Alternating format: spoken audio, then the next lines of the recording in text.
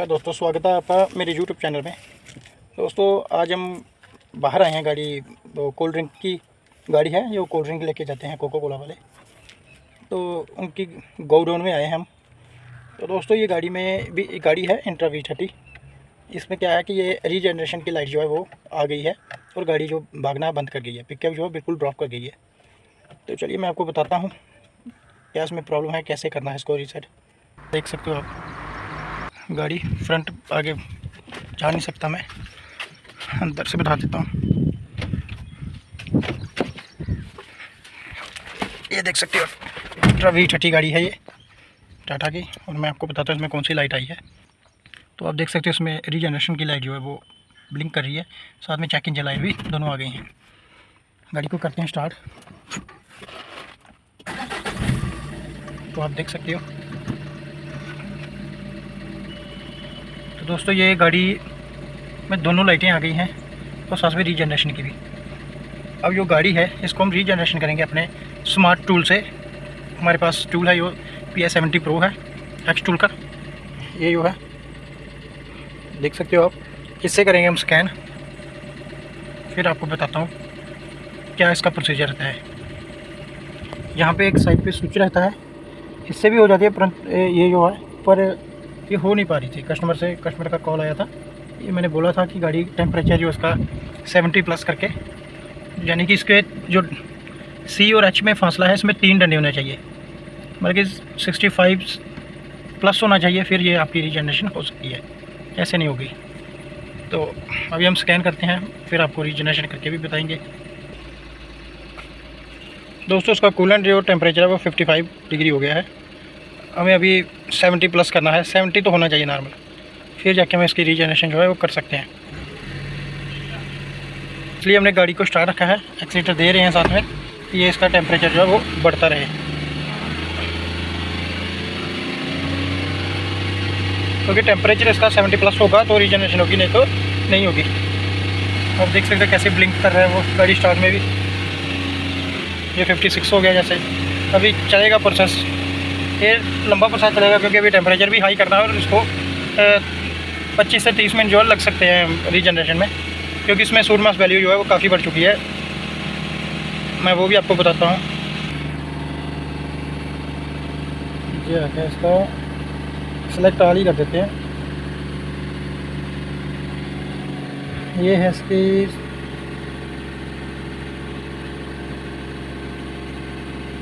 Total suit mass inside the DPF calculate based on model 38 ग्राम हो गया ये।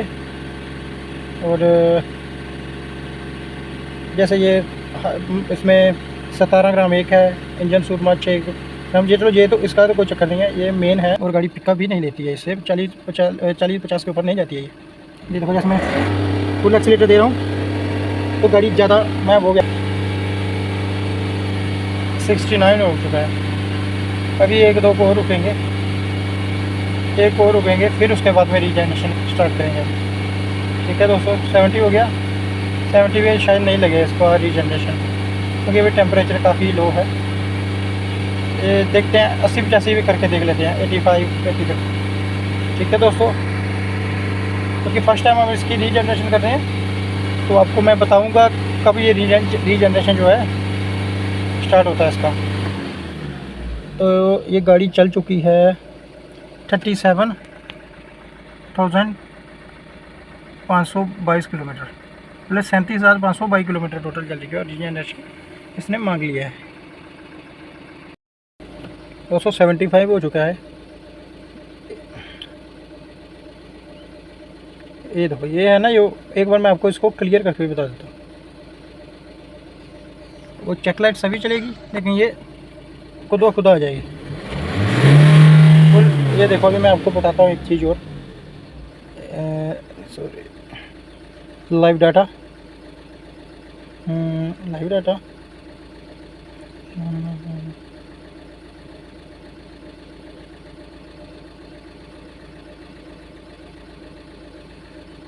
और ये इसमें फिर से वो चेक लाइट भी आ गई और दोनों फॉल्ट जो है वो भी आ गए। जो मेमोरी वाले थे वो कट गए हैं और ये फिर से आ गए, और ये एक्सीलेटर भी नहीं आ रहा है।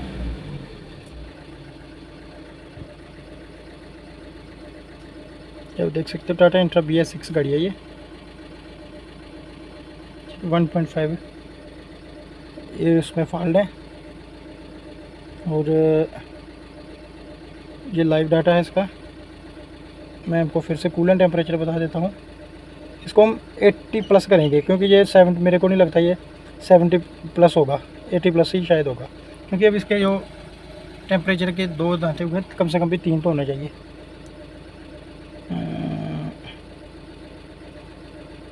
सेंसर डाटा भी नहीं, ये आ गया आपका सिग्नल पैरामीटर, सेंसर डाटा भी होगा। कूलेंट, ये कूलेंट अभी 77 हुआ है। वीडियो काफ़ी लंबी होने वाली है पर चलो मैं फिर भी बीच से आपको नहीं दे रहा हूँ। मैं टेम्परेचर का पहले 85 कर लेता हूँ। मैं थोड़ा इसमें पॉज कर लेता हूँ, वीडियो जैसे होगी फिर मैं आपको बताता हूँ, क्योंकि वीडियो काफ़ी लंबी हो जाएगी। दोस्तों ये 86 से 85 डिग्री हो गया है और ये इसके 3 डंडे भी हो गया। अब हम इसका रीजनरेशन जो है वो कर सकते हैं।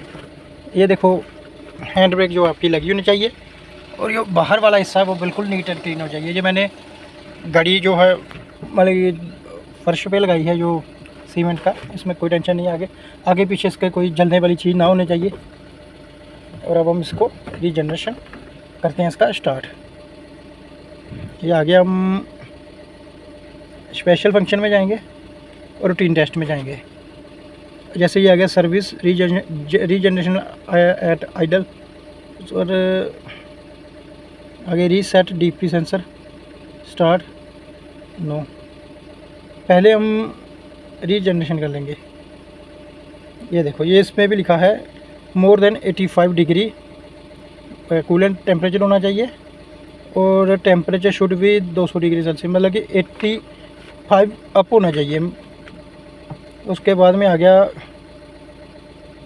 Bring the vehicle to idle ensure the engine on. गाड़ी रनिंग में होनी चाहिए, स्टार्ट में होनी चाहिए। State for more than 10 minute before starting this service, मतलब 10 मिनट भी लग सकते हैं। Confirm clutch state engage and brake switch flash for no fault other than overloaded fault, मतलब कि आपका जो क्लच है ब्रेक है ये इस पर कोई भी पाँव मतलब कुछ रखा ना हो, प्रेस नहीं करना, मतलब कि इसके लिए ये उन्होंने थोड़ी हिदायतें दी है। अब हम करते हैं गाड़ी को रीजनरेशन। ये करें स्टार्ट और ऑटोमेटिकली आप देखना मैं पाँव भी जो है एक्सीलेटर से पीछे है और जैसे मैं इसको स्टार्ट करूँगा आप देखना खुद ब खुद इसका टेम्परेचर हाई हो जाएगा। और ये देखो स्टार्ट हो गया। ये एक्सीलेटर पे मेरा पाँव नहीं है और अब हम इसे अभी लिखा test is progress please wait for 3 second before starting new test increase idle for engine warm up. Engine warm up मतलब गाड़ी अभी और हीट हो जाएगी, मतलब कि और आपको 30 सेकंड के लिए वेट करना है। ये देखो जब 30 सेकंड के बाद अब 30 second before starting new test, ये ऑटोमेटिकली अभी ये एक्सीलेटर जो है कम ज़्यादा होता रहेगा। और ये लाइटें भी पहले ब्लिंक कर रही थी अभी भी ब्लिंक कर रही हैं, लेकिन चलो अब गाड़ी को छेड़ना नहीं है हमने, क्योंकि रीजनरेशन हो रही है। अगर हम जैसे इसका कोई भी पेडल दबाएंगे जहाँ हैंड ब्रेक डाउन करें तो जैसे का रीजनरेशन हो बंद हो सकता है। ये लंबा प्रोसेस है, गाड़ी को आप महसूस करिएगा। मैं बाहर आ जाता हूँ अभी। एक्सीलेटर ऑटोमेटिकली बढ़ गया, ये देखिए। तो ये देखिए इसमें से धुआं कैसे बाहर आ रहा है। ये जो गंदी एयर होती है या बाहर निकल जाती हैं, पोल्यूशन जो है आपको शायद नहीं दिख रहा हो वीडियो में।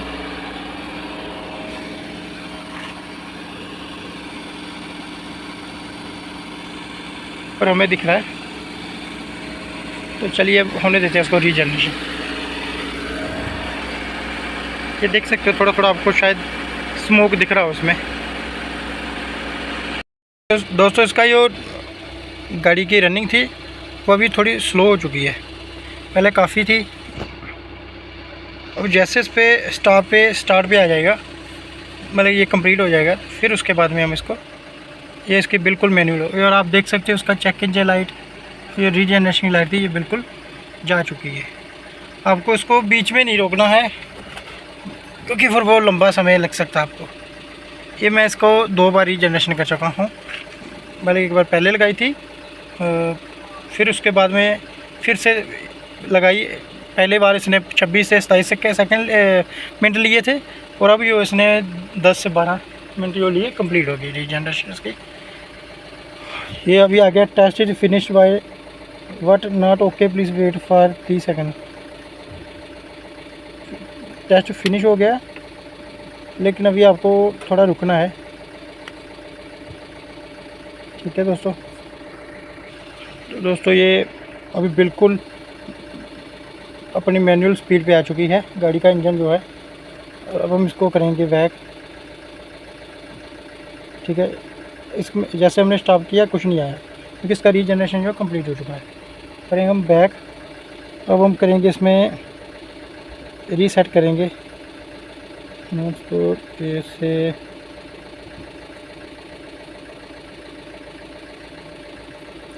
आपने जिसको भी रीसेट करना होगा तो ये आप यहाँ से कर सकते हैं। Reset DPI suit mask,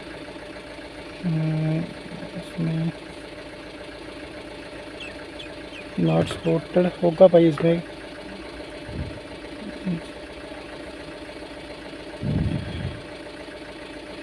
sorry, ये जो आपको करना है ये गाड़ी बंद करने के बाद होगा।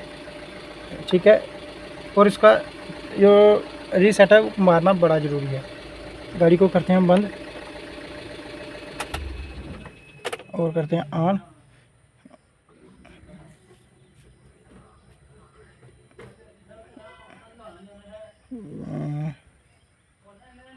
री trouble code clear, no trouble code, special function, routine test. और अब इसको करेंगे हम DP सूट मास्क को, सॉरी, और बैग जाकर इसको फिर से करना पड़ेगा। ये ऐसे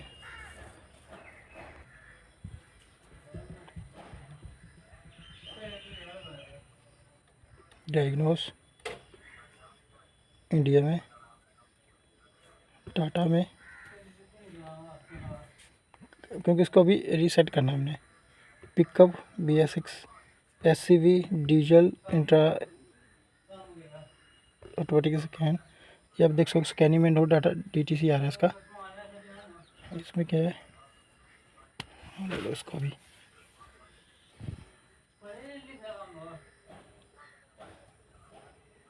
स्टीयरिंग व्हील ये बंद गाड़ी में सभी का आता है, क्लियर कर दो फिर भी इसको। ये हमें ये मतलब है इसके इंजन मैनेजमेंट से। नो फॉल्ट कोड, ठीक है, पहले आ रहा था ना। Special function, routine test, DPF start. ये टेस्ट प्रोग्रेस हो रहा है अभी। Test is finish and okay, stop. फिर उसके बाद हमें आपको एक बार चेक कर लेना है, इसमें जो जो टेस्ट होगा वो आपको करना ही करना है, क्योंकि इसकी जैसे टेस्ट की प्रोग्रेस चल रहा है। नो एडिशनल इन्फॉर्मेशन, पर रीसेट जरूर कर देना इसको। ये हो गया, सूट मास वैल्यू को रीसेट कर देते हैं। Test is finish and okay. ये आपको सर्विस रीजनरेशन के बाद में ही करना है।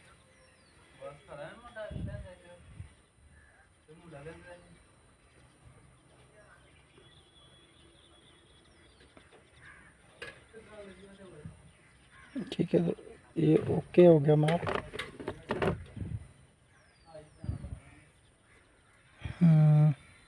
ये भी देखते हैं। Okay, stop. रीजनरेशन एक्टिव है, ओके।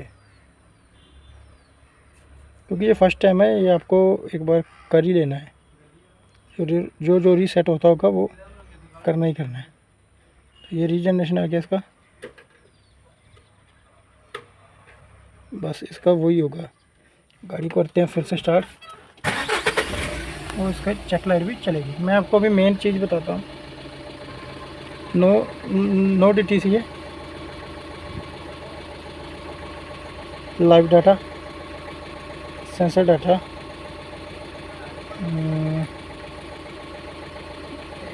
जनरेशन। तो इसमें देखते हैं,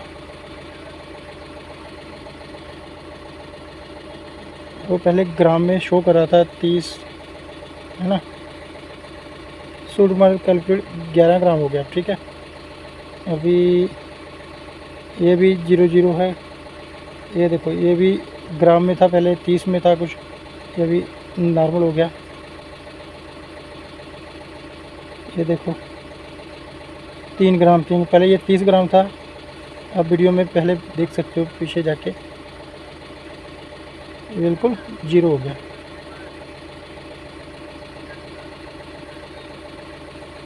ठीक है दोस्तों, ये आप देख सकते हो, जो पहले ग्राम में था वो भी बिल्कुल कम हो चुका है। जैसे आपने देखा ये 30 था, ये 4 हो गया, ये नॉर्मल है अभी, है ना। और यहाँ पे भी यहाँ पे भी तो कुछ देख सकते हो आप मैच करके इसके साथ।